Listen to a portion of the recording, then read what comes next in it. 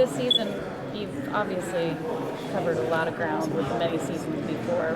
What's the core for you guys, the most interesting thing to have the brothers kind of have to deal with? Grief, obviously they've both talked about, kind of dealing with the aftermath of all of his death, but what else kind of thematically is that kind of season? Well, thematically, I mean, one thing that we talked about was if last year was, and this may be redundant to what the guys have said, but if last year was sort of about family coming together, this is how do you deal with a family that gets torn apart, and how each of the guys reacts to that. You throw into that mix that they basically are dealing with the spawn of Satan.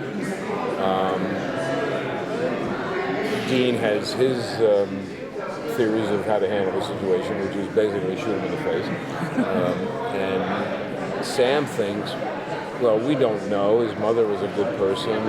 It's a nature versus nurture thing.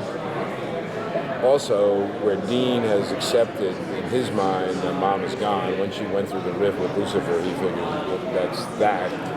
Sam is, we don't know that.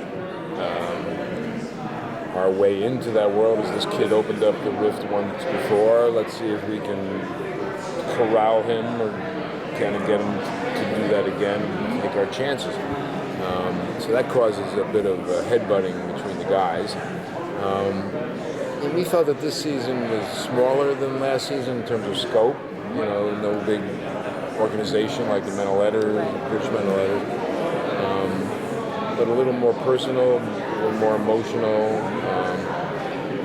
with some interesting things. We'll visit the alternative world and see what's going on there. Maybe meet some characters we know in one form or another.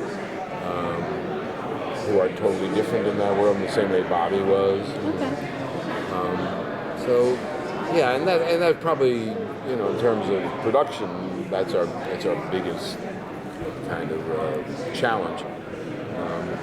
But it's at its core, it's probably a little more of a personal season. Spin-off, will you guys be doing a lot of jumping between the cast members? In the spin-off, we're doing basically 2 episodes, 9 and 10. In 9, the boys are very much present, and we're sort of setting up. In a way, it starts with episode 3, where we introduce this new character, Patience, in episode 3. 9, the boys are very much involved, and you sort of get a sense of where it's going with these 3 women. 10 is skewed very heavily to them. So while the guys are in it, it's always a fine line to draw because, as much as the audience might like Jodie, when they do the Supernatural, they want to see Sam and Dean. But you want to give this new cast a chance to either be, carry a show or not.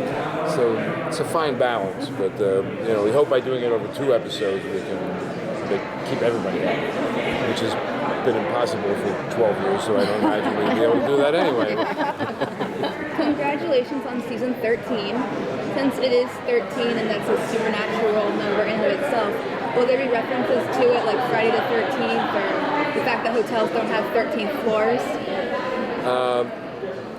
I don't think so, although we can certainly slip it in. One of the other women mentioned that we're premiering on Thursday the 12th, and that the next day is Friday the 13th. So there might be something in the air there. Now that I've heard it twice, I think we'll do a little nod to that. Yeah. Awesome. Thank you, guys. That's it? Thank you. Just getting warmed up. I know.